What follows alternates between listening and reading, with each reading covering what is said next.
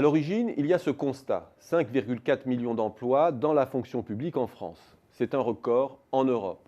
C'est un cinquième de l'emploi total, un chiffre qui donne le vertige à certains.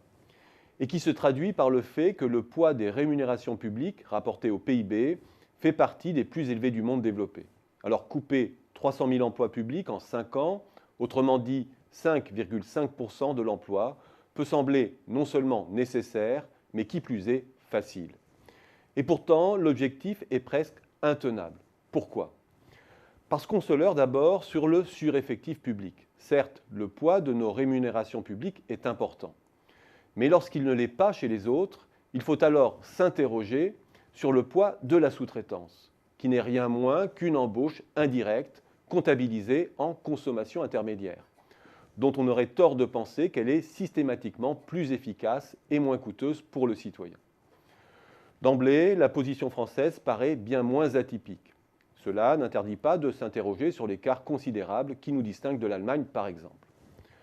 Ensuite, il faut rapporter le nombre d'agents à la population.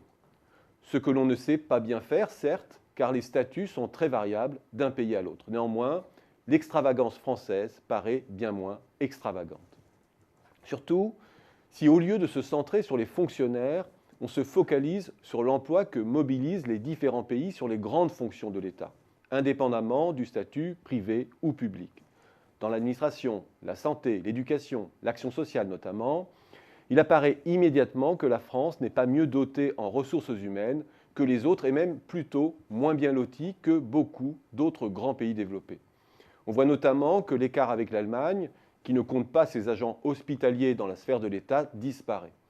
Cela explique le paradoxe français d'un nombre élevé de fonctionnaires avec simultanément moins de professeurs rapportés au nombre d'étudiants, pas plus de médecins, etc.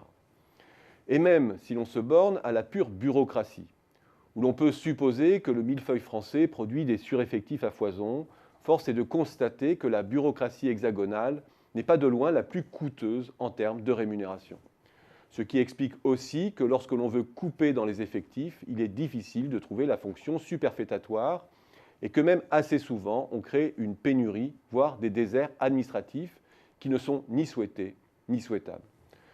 Cela explique aussi que beaucoup d'élus, de droite comme de gauche, sont les premiers à monter au créneau lorsque la dotation de l'État aux collectivités territoriales est très légèrement rabotée, alors même qu'ils peuvent se fédérer derrière le chiffre de 300 000 postes en moins.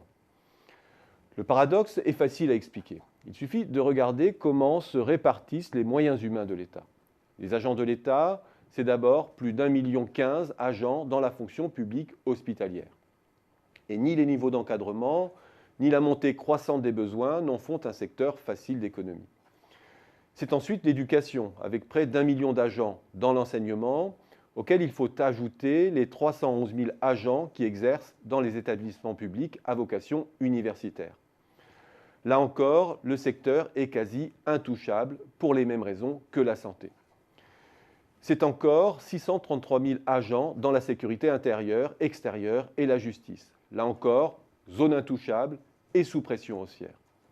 À lui seul, cet ensemble d'emplois sous pression haussière représente 57% de l'emploi public.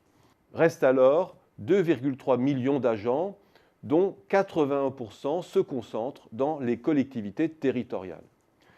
Supprimer 300 000 postes, alors, c'est concentrer la baisse sur cet ensemble, soit 16% de baisse des effectifs, voire plus, si l'on veut compenser la montée des besoins du premier bloc.